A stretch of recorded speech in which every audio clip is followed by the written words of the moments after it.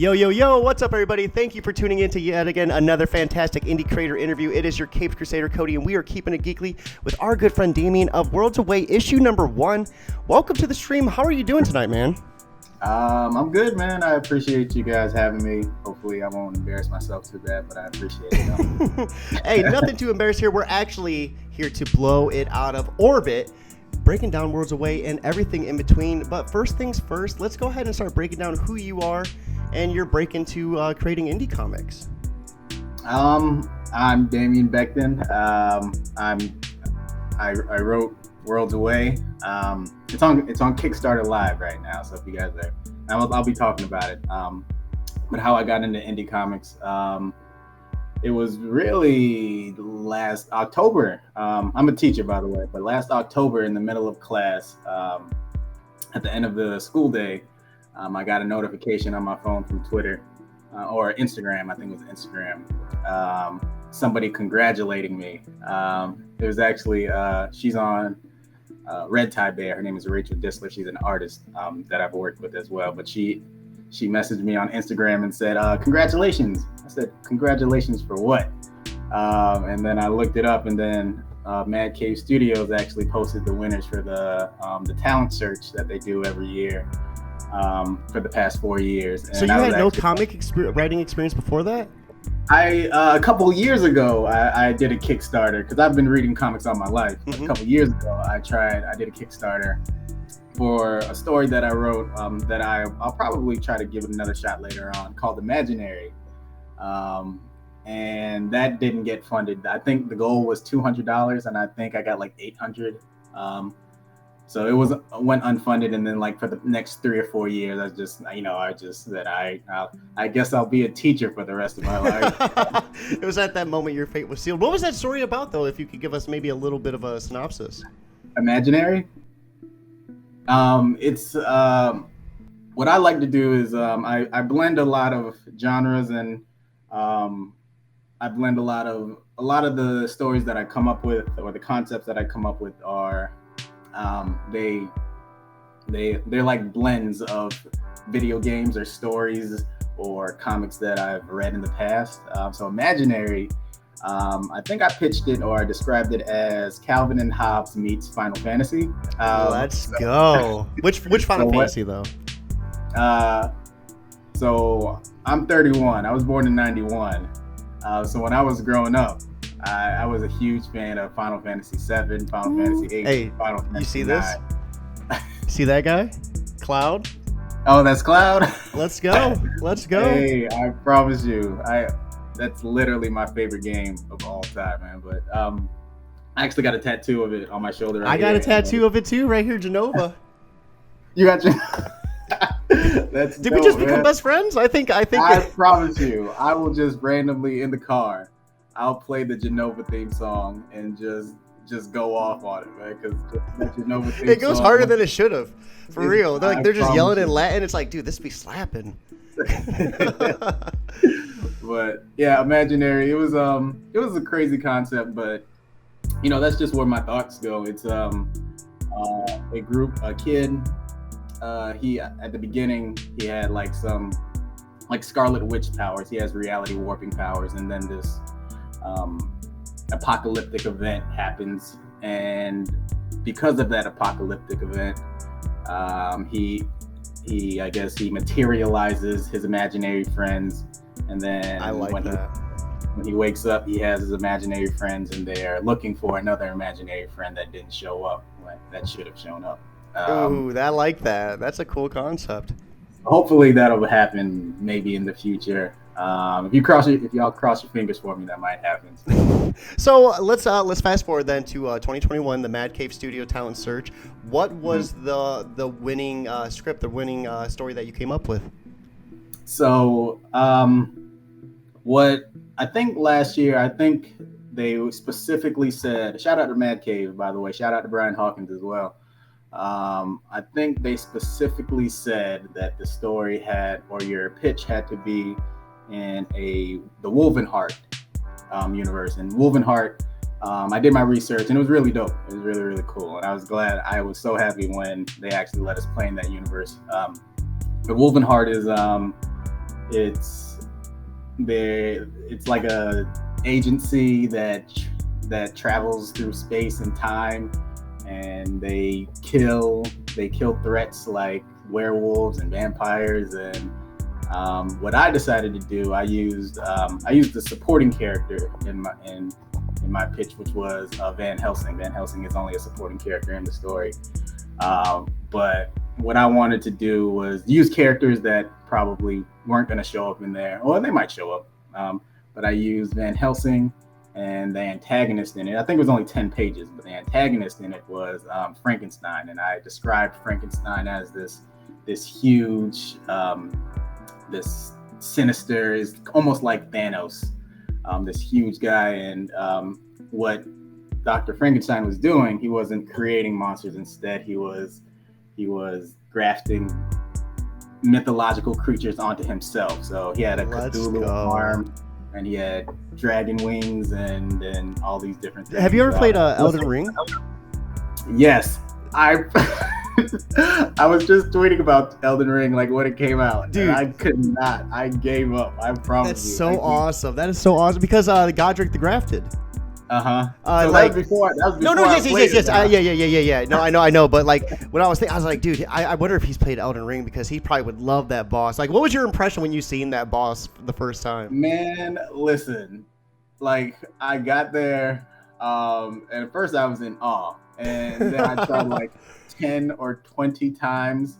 And then I just said, you know what? Forget it. I'm just gonna watch the Game Grumps and watch Game Grumps. And it's like, I'm sick and tired of you saying the same thing over, Godric. Shut up. It's a tough game, but all those From Software games are pretty tough. I might go back to it, but absolutely, that was a big moment. But I never got past that one. I promise you, I never got past it. Oh yeah, he's a tough one. He's a tough one. So and that's the beginning of the game too, isn't it? Like probably a third of the way. Oh, you know, okay. I would say it's pretty close. Usually I would say when in doubt, grind it out. You know, start grinding it up, pour it in your health, pour it in your endurance, and whatever type of build you're at, you know, pour it in that. But before I could talk Soulsborne all day. How did we get into Worlds Away? You know, so you won the 2021 Mad Cave Studios Award, Talent Search. What led you into Worlds Away? Because I had a chance to read the 9-page preview. Thank you very much for that. And this is such an awesome read. I was blown away too by the QR code. Thank you, man. Love it. So what happened was, after Imaginary, all that happened, I wanted to make that first issue like right off the bat. And what my plan was after that was to find an artist that I can collaborate with. And instead of making a single physical copy issue, I was going to make it into a web comic. And so I was going to release a page every week or every 2 weeks or every month or something. But the problem with that was I couldn't quite find an artist that, it's really a tough task for an artist to ask that from an artist to stay on a project when you only do one page a month, or one page every so-and-so. But I couldn't really find an artist that could quite commit to that, and I couldn't even quite commit to that as well. So it wasn't the greatest idea, but that sat on the back burner for like the past 3 years after Imaginary. And then when the Mad Cave Studios things happened, I said, you know what, just forget it. Like we were just saying, if this is gonna happen, if my lifelong dream of writing comics is gonna happen, then it's gonna happen right now, because I'm probably not gonna get an opportunity like the Mad Cave thing.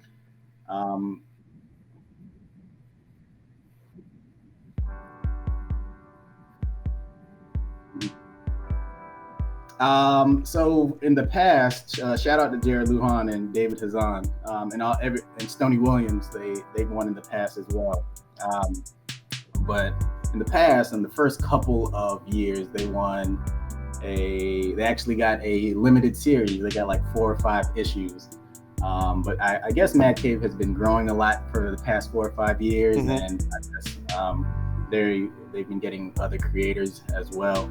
But this year, I don't think it's been announced yet, and I'm not honestly sure if I could talk about it. So that's I will fine. say I'll have one story that hopefully you'll see soon. Ooh, okay. So I wrote it and I sent it to, shout out to Raphael, the artist who I collaborated with on it. We have a story that we worked on. I wrote it, it's drawn, it's inked, and then we passed it on to the editors who is going to get it colored and lettered and everything. And hopefully we'll see it soon because I think we did a pretty great job. Shout out to Raphael because, like I said, I just write it down, and Raphael, he just made it look incredible. But hopefully you guys will see that soon. No, and I won't press you for any more details. I always love just a little drop of exclusive. You know, that's chef kiss for me. It's awesome to hear that you have something else in the works too. But let's get back to Worlds Away. So, where did you initially begin? I guess the creative process with this. Like actually full sending it. You know, from that moment where you're like, it's either now or never. When you made that initial step forward, what was your next move? When I said now or never, because I had part of the script, I said, let's go ahead and do it. So that's when I really made my Twitter, because I wasn't really active on Twitter until the Mad Cave thing happened.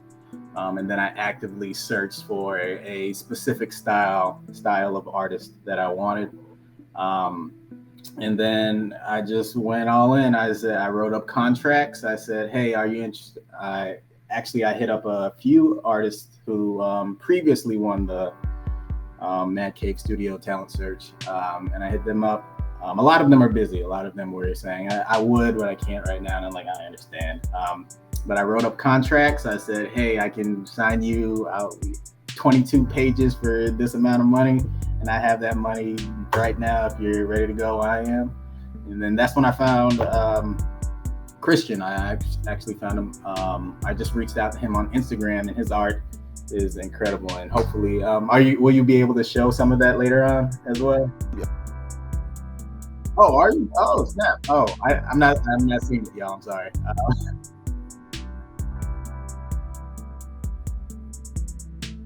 Oh, okay. Oh.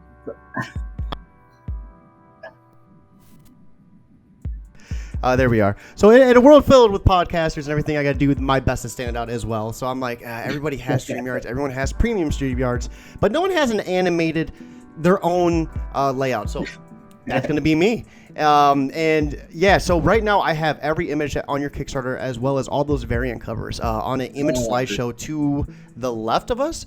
And then once we get done kind of hype it up Worlds Away, we're going to pull up your Kickstarter and go through it together. Oh, word. Yeah, okay. I'm excited for it. But yeah, shout out to Christian though. Christian is the artist. And so on the first issue, the first 4 pages is drawn by Marco Del Forno. And these 4 pages were actually just going to be where, you're talking about the character in yellow when all that crazy stuff happened. So that was actually going to be just a prelude to it that I just throw online to get everyone hyped about it, to show it off.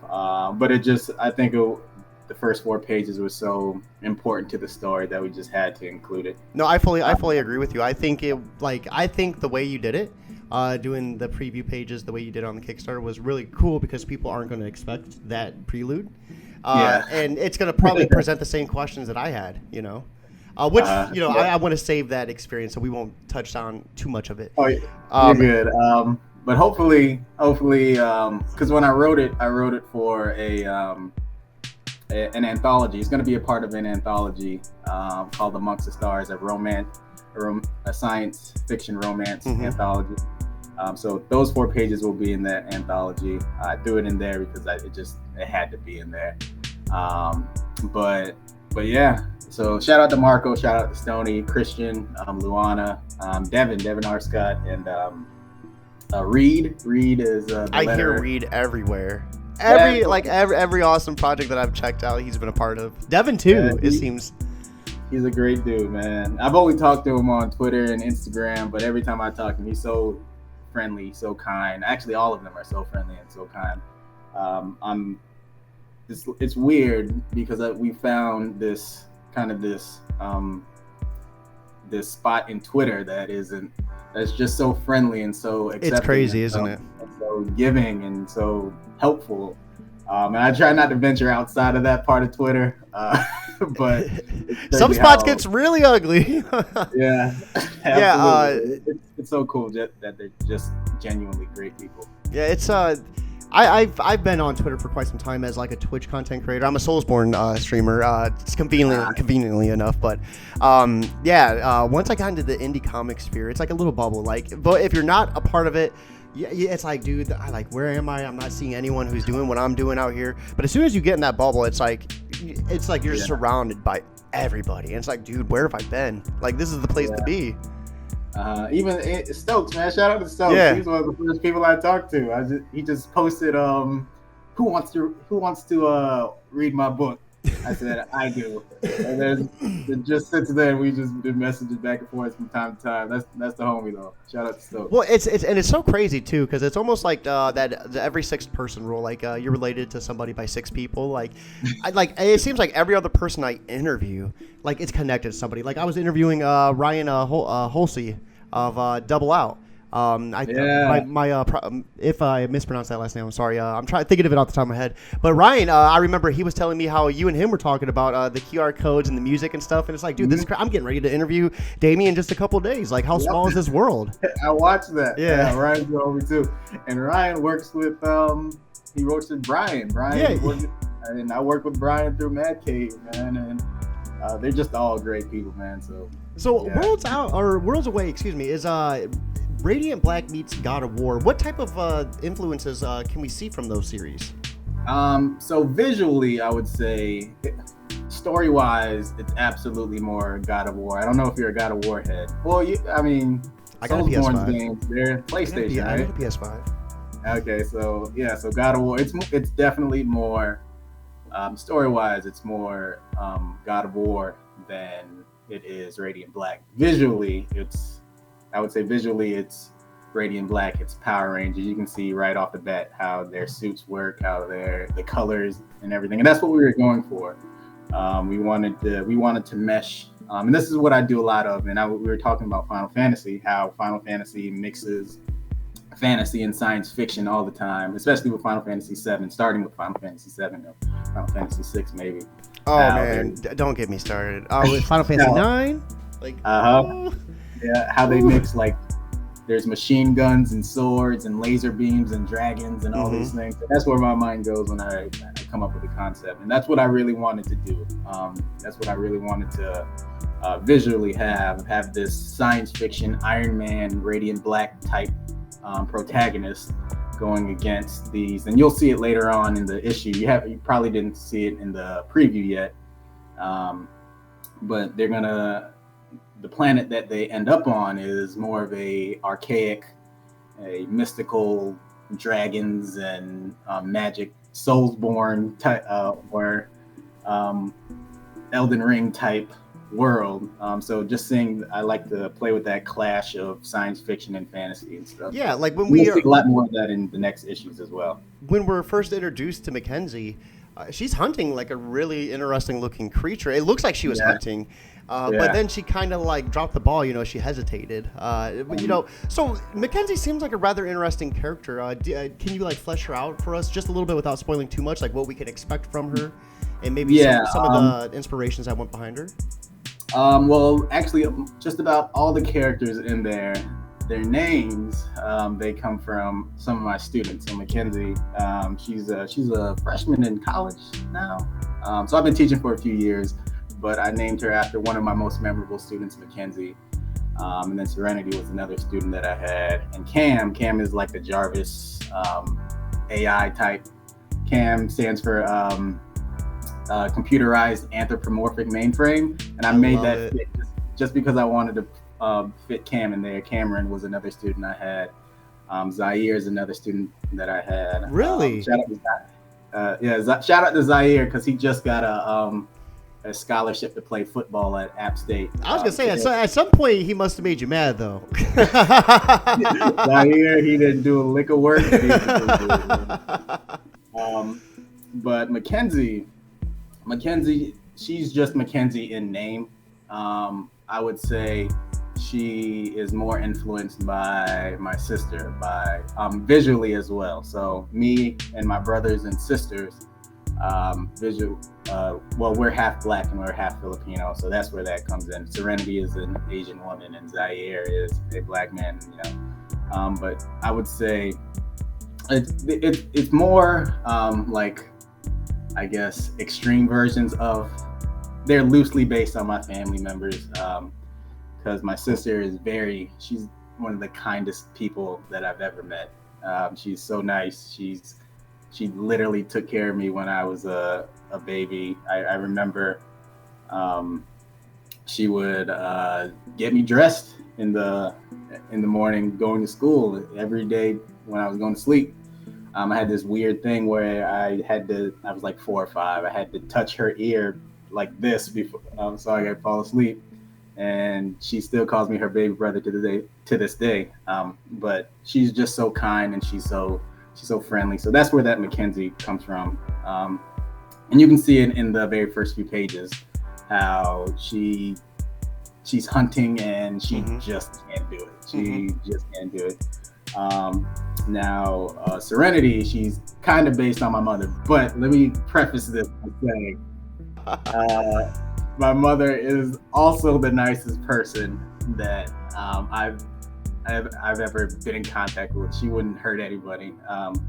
It's like I said, it's loosely based on my mom, in the way that my mom would literally do anything for me. She would literally, if she had to fight somebody, she would do whatever it takes to make sure that her kids are safe. So you'll see that in Serenity.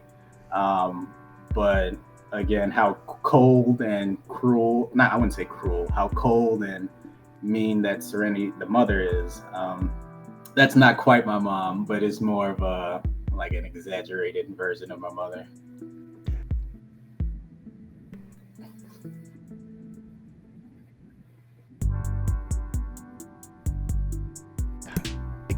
Muted again.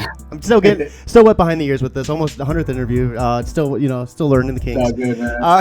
My mom was a very strong person in my life and held everything together. So I could definitely relate to that. I love seeing the character after hearing these two and kind of just reflecting it back on what I read. I love seeing it fleshed out and the way it was portrayed.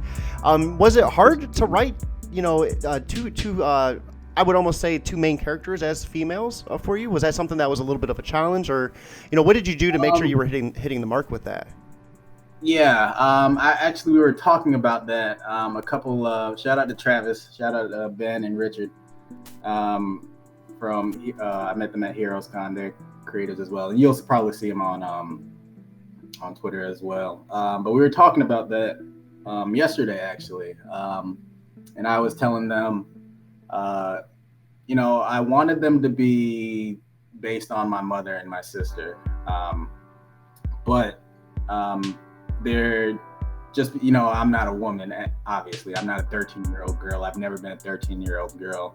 I've never been a woman. So when I wrote them, I made sure to find at least one motivation or one common thread that we had together, or something that I saw in my mother. So I didn't write them as a woman. Instead, I wrote them as how I saw my mother, how I saw my sister, as this protective, caring woman who would do whatever it takes to protect their kids, and this caring sister who would just is loving and kind and gentle and all these things. So I guess, I think it's it wasn't tough, but I was aware of, not trying to overstep those lines that I know nothing about. No, I get that. And I have a lot of respect for that too, especially if you're basing them off of people that you love, and in your life, you're going to do, your best to make sure you pay a lot of respect to that. So real quick though, what can we expect from Worlds Away? Just, in general, without spoiling too much, the type of action or the type of story. And then I want to touch base on the QR codes, and we're going to actually pull up the Kickstarter. So. Okay, cool. In this issue, you're going to get action right off the bat. That's why I wanted to, in the Kickstarter, once we get there, because the first few pages there, I wouldn't say there's a lot of action, but I'm pitching it as a very action heavy, because there will be a lot of action in there. But you'll see a lot of action. The story going forward after issue 1, it will be very, I wouldn't say brutal, because if I say brutal, then it kind of reminds me of The Last of Us, things like that. There will be some tough character decisions that Serenity will have to make. There will be some tough character decisions that Mackenzie will have to make, some characters that we haven't been introduced to until issue 2. You'll see a lot of that. But I wanted to make them human. I know that sounds cliche, but I wanted to make it so that when people read it, they'll say like, yeah, I probably would do the same thing if it was my daughter, if it was my sister, if it was so and so. But there will be a lot of brutal decisions. There will be a lot of difficult decisions. Hopefully you'll feel something. You'll be like, hopefully you'll suck your teeth and be like, oh my gosh, I can't believe that happened. I love that. I love anything that really makes you think, like putting characters in a tough bind, potential life or death for another character or anything like that. It really, like, it just adds such a level of like anxiety, you know what I mean, to the situation. And I don't know, I love being put in those situations. So without spoiling too much though, the QR codes, I love them. We got a chance to see the QR code on the end of the preview. So when we get to the Kickstarter, you guys can check this out. You can hold up your phone camera, zoom in on the QR code, and it'll take you to a song on YouTube. What was the inspiration? That is so cool. I love it. It's awesome. I always wanted to, and let me say this, another inspiration are Pixar movies. How a lot of times in Pixar movies, they, like in Turning Red, when the main character turned into a panda, it was an obvious metaphor for something else. My initial plan was for the music to be a metaphor for something else that was going on throughout the story, but that kind of morphed into what you'll see today. And it's a way I wanted to incorporate some kind of music into it. It initially started as like lyrics to a song, but after it went through a couple of edits in my mind, and on paper as well, it kind of turned into the QR code thing, where one of the things that Zaire, the father, and Mackenzie, the daughter, they bond through is music. And you'll see a lot of that in issue 2 as well, that I just started writing. So they bond through this music. Another, I don't know if you've read it. I always wanted to do the music thing, but I read a book, an Aftershock. No, was it Aftershock? It might have been, I don't think it's an Aftershock. It might have been an Aftershock book, but it was called We Live. So what they did was, they did the QR code thing too, but theirs was a little, I did bite them. I did swagger jack them from that. But I think it's a little bit different because it's literally in the story. And We Live, which is a great book, you guys should check it out. And We Live, it's more of a soundtrack. So when you read this page, it's like in a movie. When you read this page, you should be hearing this sound. But in Worlds Away, it's more, I guess it's more like Guardians of the Galaxy. I never thought about it. How it's a part of the story. I was picking up that vibe a little bit. Like Peter. Yeah, it's more Guardians of the Galaxy than anything. So it's actually part of the story. So whatever you're hearing is what Mackenzie is hearing as well. So I'm trying to incorporate that. I will incorporate that into each issue, at least one of them. So how many pages is it? How many different pages can we expect the QR codes on? In issue 1, there will be one, which is that one. And then I guess I'll kind of tease it. There will be a moment at the very end of issue 1 that will lead into issue 2, which will lead into the next QR I love code. it. So do you make the music yourself? I used to make beats when I was like 15 and when I was 15, 14 years old. You can probably find them on YouTube. I used to make beats, and I might use one of the old beats that I made a long time ago.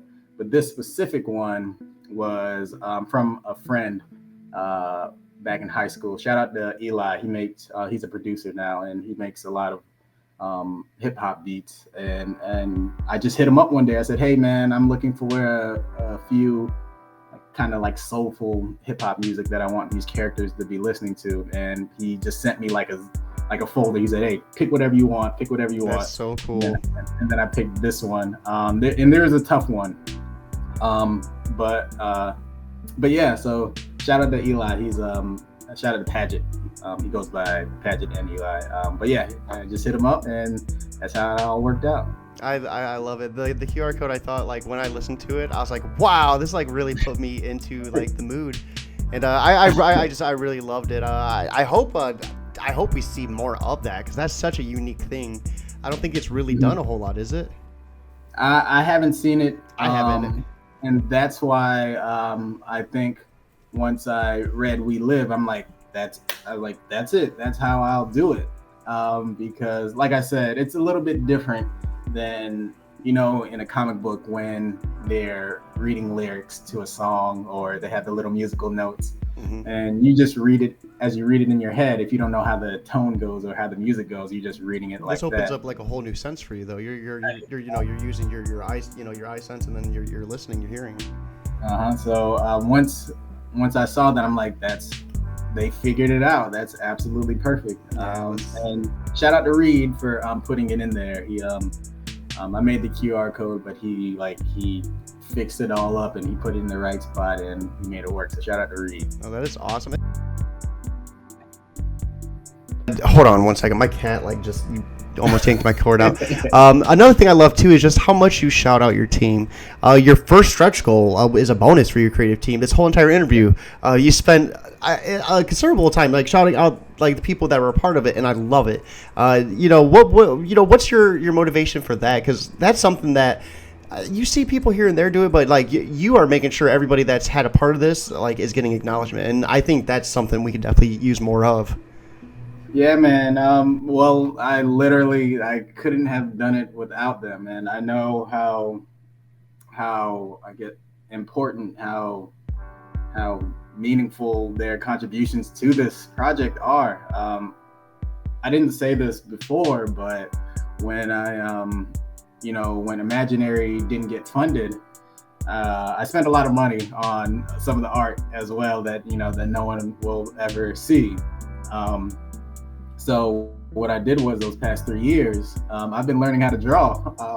I said, you know what? You're like, never again. Myself, I'm gonna learn anatomy, and I got pretty good at it. I'm not nearly as good as Christian or Marco Del Forno or any of those people, but I got pretty decent at it. And I just know how talented they are. Even letterers, man. Letterers, I think they're the unsung hero of comic books. Yeah. The letters are off. Even I forgot who I was listening to or watching, but if maybe it was you guys, if somebody probably on one of those Sunday spaces, we were talking about it, or you guys were talking about it, but even people who don't read comic books often, if the lettering is off, they might not catch it, but they'll know something is kind of off. But yeah, I just know how important they were in creating this, because I literally couldn't have done it without them. So, and they just made it happen for me. Yeah, and lettering can be so hard. I know when I write, it looks horrendous. So even when I'm trying to write good, it still looks horrendous, and it's like its own talent within itself to be able to write and make it look good. Shout out to, I'm sorry for, but there's one person I didn't shout out yet.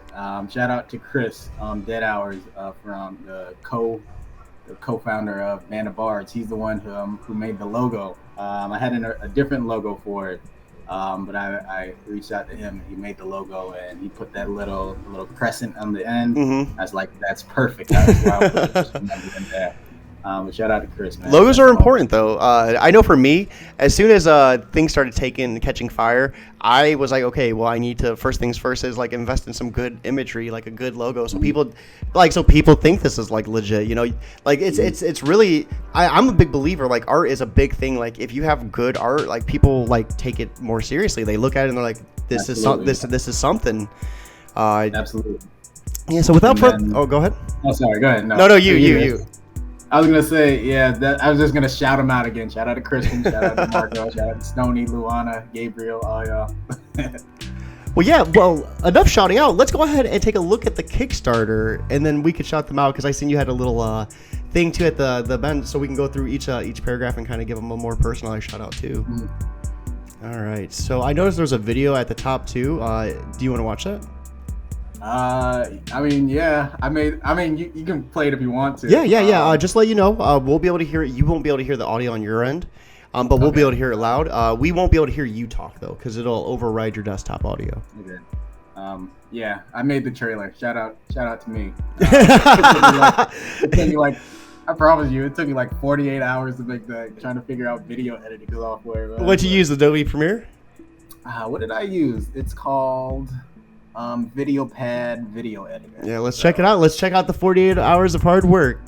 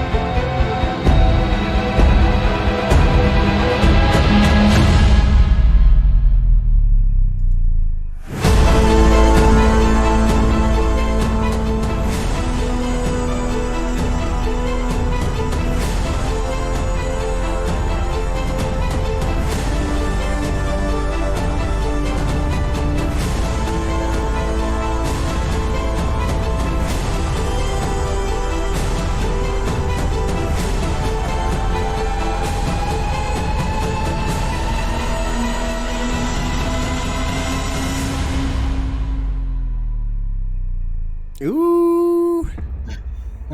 You did a really outstanding job. I really like the little glimpse. I'm assuming that's the antagonist.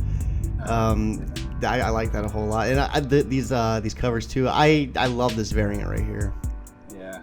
I appreciate it, man. I worked hard on that.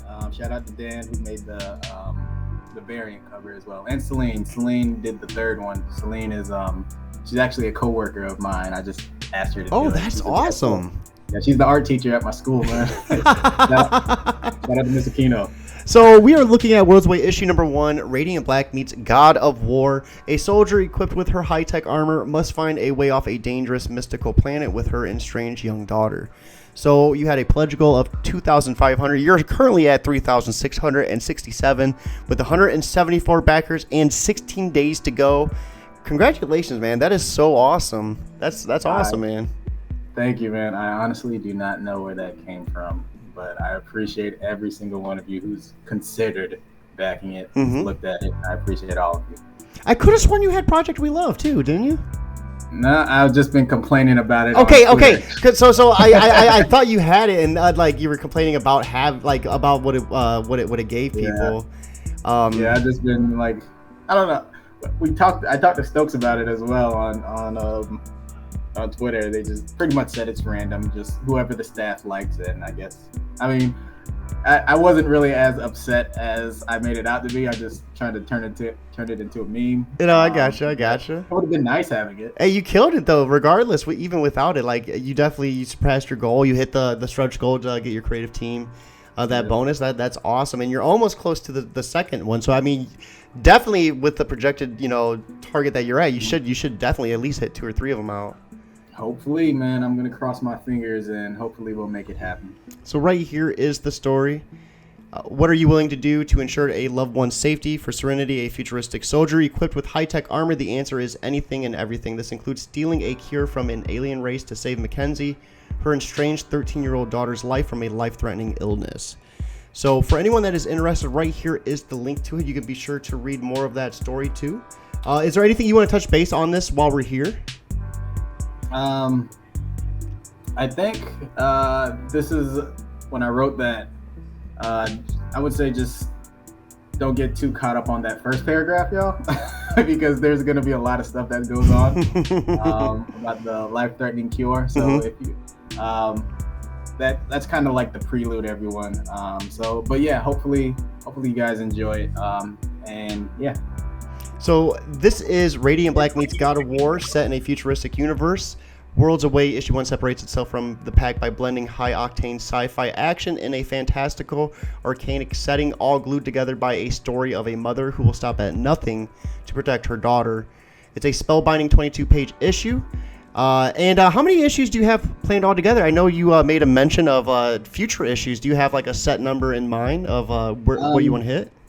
Yeah, it's actually, I planned it for 4, but honestly, when that 4th issue, when I write that 4th issue, that might have to, because I was looking at it today, because I was actually pitching it to, I was writing a pitch to some publishers for it. You know, I have no idea if that's ever going to happen, but I was looking at it and I was thinking to myself, if I want to do it the right way, that 4th issue might have to, or that 3rd issue might have to get expanded to a 4th and 5th issue. But right now it's planned as 4. Not, I think that's the sweet spot for most. No, I gotcha. Most people. And then right here we get a little look at some of the characters in the story. I don't know if we want to touch base on this too much because I don't want to spoil anything from the issue itself. But here's a look at some of the character designs. I'm really liking the armor and the suits. I mean, when you went into the creative process of these, what was some of the imageries that you presented your artist with? So I told them when Pascal Sampaio, he's actually doing, I think he's doing head cases right now. I reached out to him to do the concept art. So what you're looking at now isn't the exact artist that you'll see on the book. But I reached out to him and I think I kind of said, yeah, I want to go for some high-tech Iron Man slash Power Ranger / Radiant Black looking armor. And I want that to contrast the setting, and the setting will be more of like an Elden Ring type world. So when I reached out to him, this is what he came up with. I said, and as soon as I saw it, I was like, that's absolutely perfect. I love it. We have Ichthus over on YouTube stopping to say what is up. Hey Ichthus, thank you for stopping in. I appreciate it. Any questions for Damien, feel free to ask away. So I'm loving this. Any significance behind the colors? I know we have Serenity with red and Mackenzie with blue. Like any significance behind that, or was it just kind of like what fit the design? When Luana did it, when she started coloring it, she gave me like a bunch of different color options. Mackenzie even had green at one point, and then they had some neon colors. But we kind of settled back into these because we were kind of pushing that.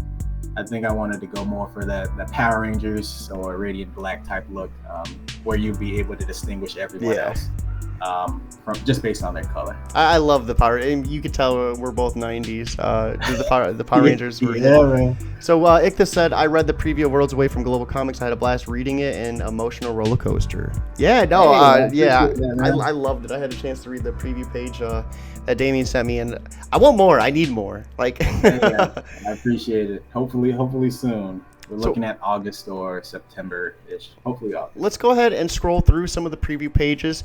I've had all these scrolling on the screen, but this is kind of a more static look at it as well. Ichthus, of course, saying you can never go wrong with the Power Rangers. I have the Green Ranger Funko Pop. I mean, that's when that dude came out and threw hands, I had no idea what to do. So this was gorgeous too. This is where we get the first look at Mackenzie and the animal that she's hunting. So was she like, is she just doing this to do it, or was she tasked with hunting this animal? Well, her mother is there repairing the ship. So she kind of sent her off and told her, hey, go find this, and this, and bring it back. Even though she knew she probably wasn't going to be able to do it because she knows how kind her daughter is. But she was sent off on a kind of a mission. Hopefully she'll bring back what she needs, and we see right there that she doesn't quite have the heart yet to make that kill, I guess. And I love the attitude to the cussing and like, oh, I don't give a damn. That's I would say, when I first wrote this scene, she did not sound like a 12-year-old. She sounded like an adult. So I had to manifest my inner teacher, and I had to think about how my students talk. And yes, sixth graders, they will curse. It's just up to the teacher to decide. I'm not gonna let this one slide or not. But yeah, that's absolutely. We have Ichthus on YouTube saying Power Rangers in Space is my all-time favorite season. The end of Zordon era. I gotta say, the Ninjetti. So when they lost the original power and the suits and everything, and then they got the ninja sense. Oh yeah. Yeah, they went to like the different planet, and then they got the different everything, dude. That I was like, what? They're ninjas now? Man, there was the new Power Rangers book through Boom Studios is really good. Oh, that's hitting too. Ryan Parrott is killing. It has the evil Power Ranger in it or something, like the Death Power Ranger. Yeah, I think he was. I think it's Tommy, right? Wasn't? I don't know. Maybe, I'm not sure, but yeah, it's been like a year since I read it, or a year and some change. But yeah, it's really good. So here we get a little bit of just kind of some really good exposition of how the mom kind of treated her, like the mother-daughter relationship. Like, she was mean when she was even sick.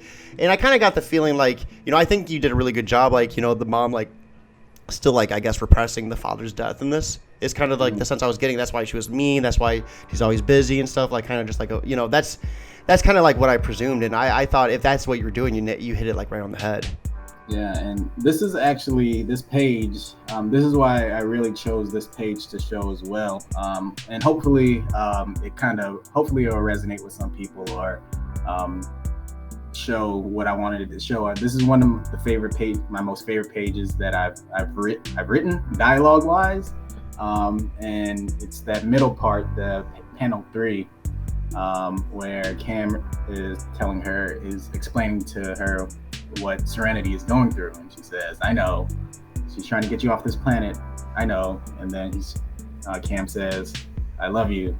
Oh, she loves you, Mackenzie. And then she doesn't say anything after that. So that was one of my favorite things to write. She didn't even say anything on that.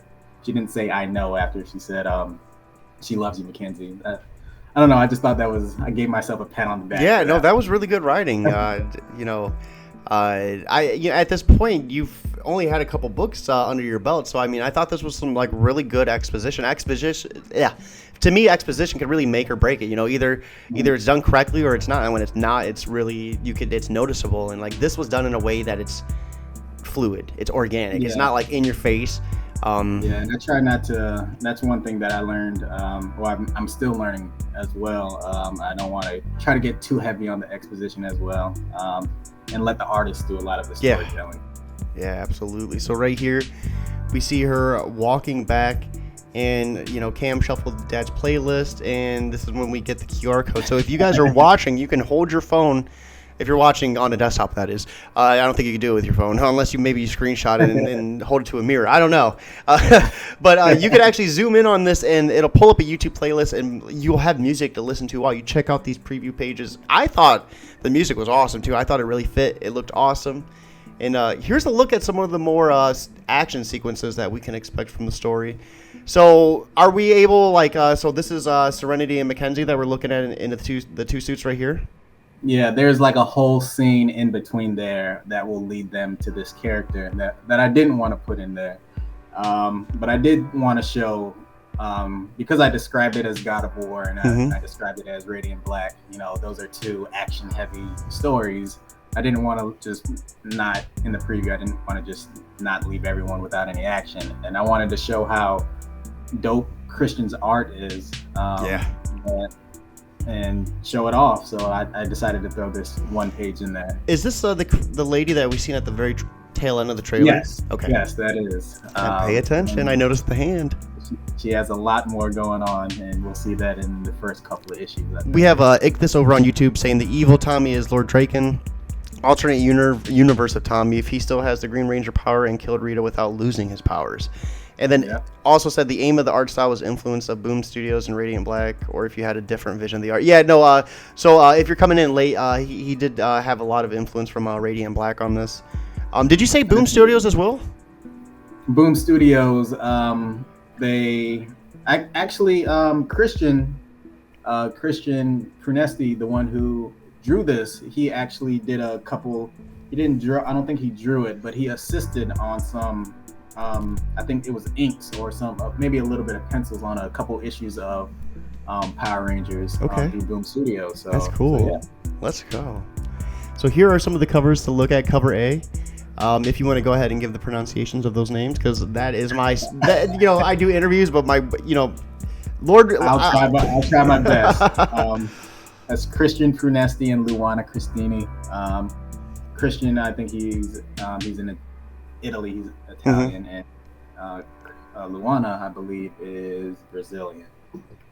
I apologize. You did way better than me. When I interview, I'll do Google pronunciation and listen to it 30 minutes while I'm prepping. So if I'm prepped for it, I can nail it. But if it's something where I'm reading, it's oh no, please.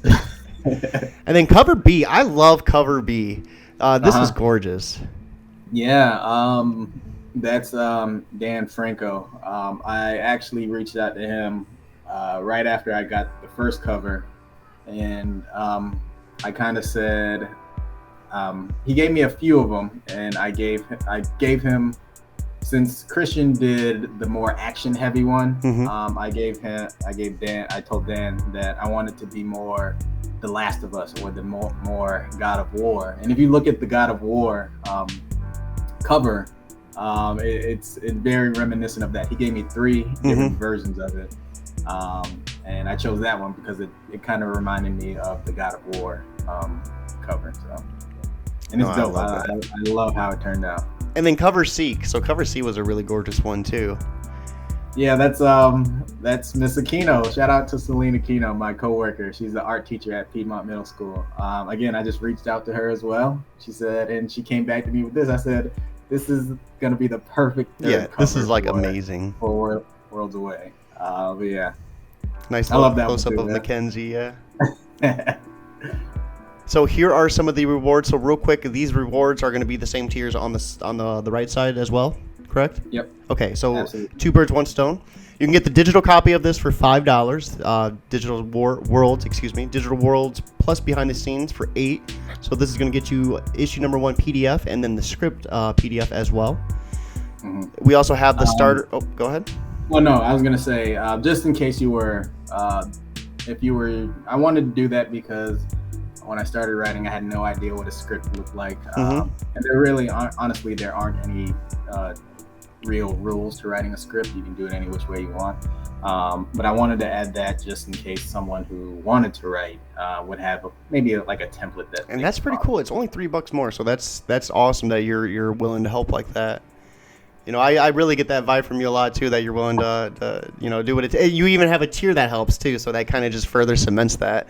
But here's your starter digital comic bundle tier for $13. So you're going to get Worlds Away issue number 1, Magic Powder coloring book, Double Out issue number 2, and Demon Hunter Raven. So all 3 awesome creators. This is an awesome bundle. I love this. And you had Ryan. Right. Sorry for interrupting, but Ryan Helsing was doing Double Out. Yeah. You talked to him the other day. Yep.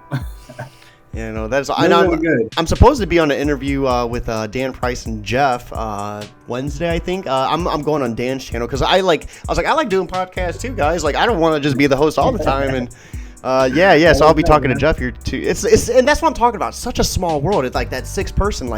You reach out to someone and chances are they know 3 of the people you're talking to. It's crazy. And we have Ichthus over on YouTube saying cover B is fantastic. Yeah, I gotta agree. I love cover B as well. I appreciate that, y'all. So you can get Worlds Away issue number 1, cover A physical for $13, and that's also going to include the PDF. Super digital world. It's going to get you Worlds Away issue #1 PDF, the script, the phone wallpaper, concept art, Damien's Mad Cave Studios winning script based on Wolvenheart. So that's cool too. You'll throw in your actual, the 2021 Mad Cave Studios winning script. That's awesome. Yeah, that is awesome. Again, it was just trying to help some people out. So is that going to be like a spoiler then? I don't know. We can neither confirm nor deny, but for my story that I have a Mad Cave. No. Oh, I gotcha. I didn't do a Wolvenheart story. I would have loved to do a Wolvenheart story. I have another story, but yeah. So for $15, you could also get Worlds Away issue #1 cover B. So that cover you're talking about like this, you can get for $15. And right here is the link to the Kickstarter. So be sure to check it out with us. And then for $15, so you made all the variants the same price. I really love that too. That's awesome. Yeah. I actually think next time I'm just gonna make each cover the same price, whatever that price is. I think I'm gonna make all of them the same price. So. That's awesome. What's your reasoning behind that? Because the two covers, the variants, they didn't get as much love as the standard cover, which is it's I see why it's a couple dollars extra. But like I said, like you guys are showing love to the cover B. I absolutely love cover B too. That's if I had to choose one, no disrespect to Christian, because Christian knows I love him, but I love cover B as well. So, and you can get any two covers for $25. So I think this is really cool too. You can pick out two of those variants or cover A in any variant you want. The physical bundle, so you're gonna get all three with the PDF as well. So $33, that's a good price as well, but an interesting price. Any reasoning behind the $33, kind of breaking off the $5 mark? I just wanted to make it a nice round. Oh, it's not really round. Nice cool looking number. Divisible. A little bit cheaper than if you get them individually. Yeah, I gotcha. Because sometimes people $33 is my angel number or something like. No real reason behind it. So Worlds Away physical bundle plus $40. You're gonna get Worlds Away issue #1, all three covers, the PDF, the script PDF, the phone wallpaper, your 2021 Mad Cave Studios winning script, and character concept art. So how many pages of concept art can we expect? It's like 5 or 6 where we get all the character art plus the different color designs that Luana came up with. There's some crazy neon colored ones, there's some green ones, and there's purple ones. It was really dope. I really liked it. And I'll probably eventually show it off after a while. Mm-hmm. But there's a bunch of crazy ones that we could have chosen from. Like you could tell you like cover B the most because you used it for the image right here. It was dope, man. The Worlds Away T-shirt. So for $50, you're gonna get the T-shirt as well as issue #1. Is that gonna be any cover, or is it gonna just be the? Yeah. When I send the survey out for that one, I'll just put which cover would you like? I gotcha. I guess I should have. Thanks for shouting that out because I didn't think about that. Yeah. No. Next time I'll put that. That's I'll tell you what. That's one of the beauties of going through this. Sometimes it's a little in depth. Sometimes it's not.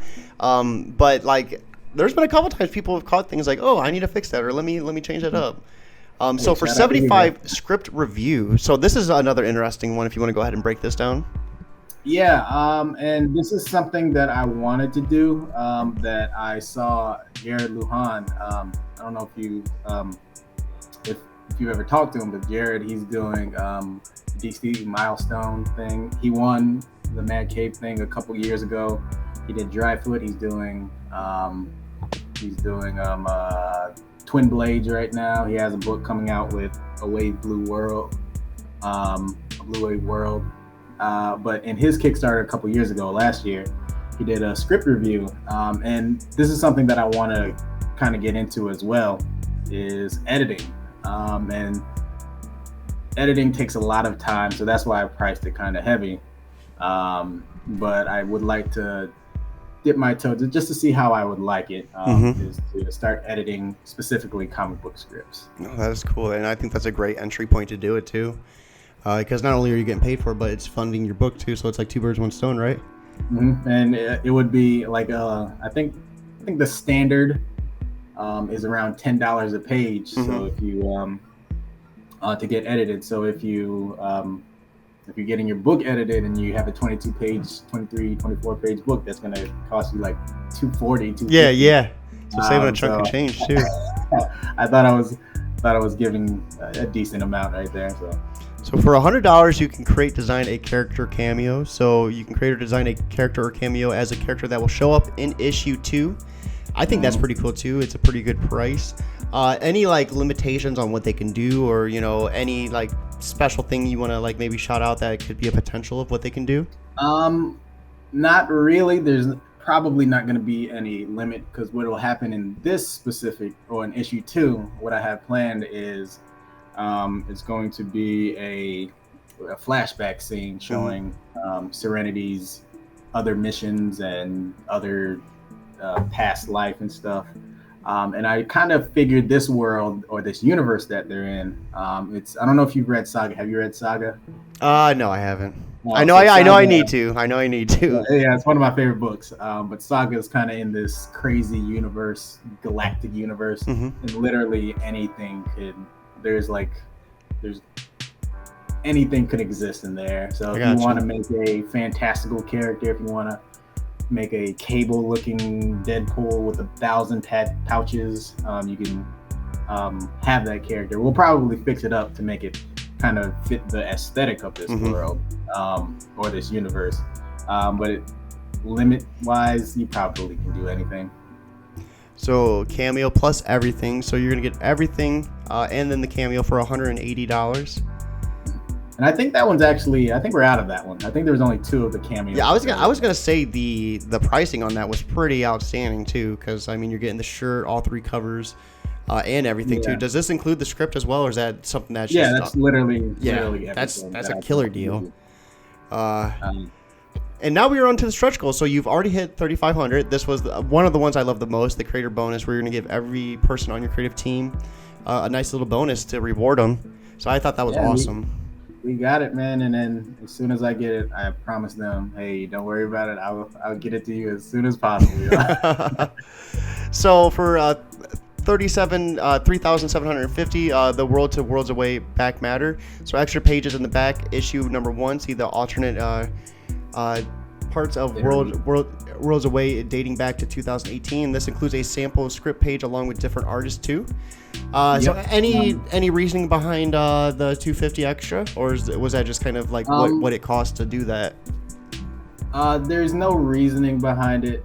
No real reasoning. I could have put it anywhere, but I wanted to make this one the first one that the audience or the readers would get. Okay. Because I really wanted to show the process of, or how Worlds Away developed, because I think I don't know if we were on air when we were talking about it. We probably were. But Worlds Away is like a long time coming. And I went through like 4 or 5 different artists before I finally like reached out to Christian. And the book, it looks a lot different than the initial version. Okay. So I really wanted to get that out there and show how it changed throughout the past few years. At 4,000, you're getting die cut stickers. So Dead Hours Worlds Away logo. At 4,500, there is going to be a mini print of cover A. So, and is that going to be just physical backers or all backers? The plan is for physical backers, but if we get enough, if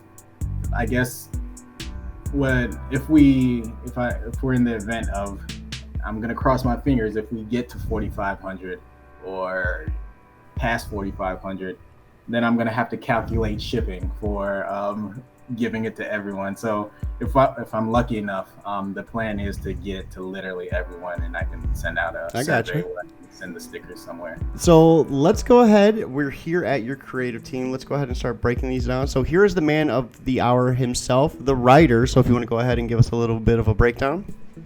Yeah, I'm Damien. I'm a teacher. I'm from South Carolina, the middle of nowhere, South Carolina, and I happen to move to Charlotte. I'm a teacher. But if you missed it earlier, yeah, I won the Mad Cave Studio talent search, and I was talking to Cody, and I said, "Hey, man, if this is gonna happen, then this is gonna happen right now." And we're kind of on the same journey, my brother. But yeah, and that's how, and I'm trying to make it happen as best as I can. Man, if only you were in North Carolina, you could come on and raise up. Missed opportunity there. That's a throwback, huh? So pencils and ink. Go ahead and give your artist a shout out. Yeah, shout out to Christian. He actually messaged me today on WhatsApp, and we are already planning issue 2. Ooh, that's awesome. We saw how successful this initial Kickstarter was, and I said, "Hey, I think we have the go ahead to get started on issue 2." So I'm finishing up the script now, and then I'm gonna send it to him probably in the next 2 weeks. And he's just been incredible, man. He's so talented, and I tell him all the time, I can't believe you chose me to work with. So your colorist? Luana, yeah, she's great too, man. So helpful, so kind. Every little thing, I've been telling her, like, hey, do whatever you want. Do whatever you want. And she always asks me, is this okay? Is this okay? What do you think about this? I'm like, yep, that's absolutely perfect. Don't you love when they like undersell themselves and like, no, you are good. You're awesome. So good. So and then we have Reed, of course, too. He's been brought up in a billion different interviews. Of course, with Chris Moses, The Saturn Effect. And Big Hype Volume 3, so that's with Doug. The Big Hype. Yeah, I'm getting ready to interview Doug, too. Next year, yeah. That's awesome. He's doing that Small World again, dude. Yeah, I got Doug on the docket, too. I think Reed actually has a story in Big Hype Volume. Yeah, he has a story, so he's lettering and writing his a story for... I wonder if that's his first one. I'm not sure, but if he's as talented as a writer as he is a letterer, then I know. Yeah, he's gonna kill it. And then Devin, I hear Devin all over the place. We actually had a really small interaction because there's a comic book shop that I go to that he used to go to too. So that was like the way we interacted. It's like, wow, dude, what a small world. Oh yeah, Devin's the homie, man. Devin, I just reached out to him, and every note that he gives me is very helpful. He's made it even better than I planned. So shout out to Devin. And then Marco was also the pencil and inks on pages 1 through 4. 1 through 4, and hopefully his pencils will break your heart. Hopefully it'll make you feel some emotions when you read that. And then, go ahead. No, that was it. I'm sorry. Dead Hours, formatting and book design. So Chris Dead Hours is the co-founder of Band of Bard Comics, comic book artist, creator, and designer from Buffalo. Shout out to him for creating the logo. And then risk and challenges, basically anything, that happens kind of out of your control, like pandemics or, paper shortages and stuff. Stuff that you can't control. Was there anything that we missed on this Kickstarter? I think that's it, man. You've been extremely helpful. Thank you for doing this for me. Oh, no, thank you for coming on. You took time out of your day to come hang out with me. That's the way I look at it. Everyone's like, I don't know. I love talking about comics. This, I love this book. So to me, this was like something I wanted to do. I've enjoyed seeing you on Twitter, our interactions, and just hearing you hype this up, man. You got me hyped as hell for it too. Speaking of that, for anyone that's on the fence about backing this, after going through this Kickstarter and just hearing the breakdown of everything, what would you like to say to them directly to help push them over that edge? Just think about it. If it's your book, then I absolutely would do it. You should absolutely at least consider it. If you don't do it for me, do it for the artist who worked so hard on it. But yeah, I just appreciate every single one of you guys who actually just took a look at it, who stuck with us, who even considered it. I'm truly thankful for you guys. No, that is awesome. I love it. And we always finish off strong with these interviews because as much as this is like a promotion for you and your book, I think it's a great tool for indie creators too. When they watch, they learn a lot of different techniques or something they weren't thinking of. So with that being said, for anyone that is is maybe struggling coming up with their own script or struggling coming up with just the creative process, what type of advice would you give them to kind of just get started with it? Exactly what you said. I would get started. You will make, just with anything in life, you will make mistakes, but it's important that you guys learn from them. I was just telling Cody that I'm still learning about dialogue, man. I thought I was fine with dialogue until I got edited with Brian Hawkins, and he said, "Hey, man, you might want to ease off on all these words that you're using." But isn't yeah, it such a rude awakening? Like, because you think you're like, I can't wait. There's probably not going to be like minimal editing, and then it's like laundry list, and you're like, oh wow. Yep. Don't be afraid to make mistakes and reach out to people, especially in this community. And Cody, I think Cody, you can vouch for me, but the people in the indie comic communities that we're with, they're all, from my experience, all extremely kind, extremely helpful, and willing to help. So reach out to people. Don't be afraid to make mistakes and learn. No, absolutely. That was awesome. Ichthus in chat saying, I don't think anyone can be on the fence for this book, to be honest. I don't either. It's gorgeous. The story is awesome. For real. If anyone is interested, again, right here is the link. Be sure to check it out. And it will also be in the description of this video if you're on YouTube and Facebook. With that being said, guys, it is time for me to wrap things up. It's a nice Monday. I have my kids watching movies with Mama Geekly. And I'm going to have to go in there and do the dad thing. Damien, once again, thank you so much for coming on here, breaking down Worlds Away, and just taking us out of orbit. Dude, these segues are going to be dad level here soon. Yeah, I loved it, man. Thank you so much. Everyone watching, I hope you have a fantastic Monday night. Most importantly, though, guys, keep it geekly.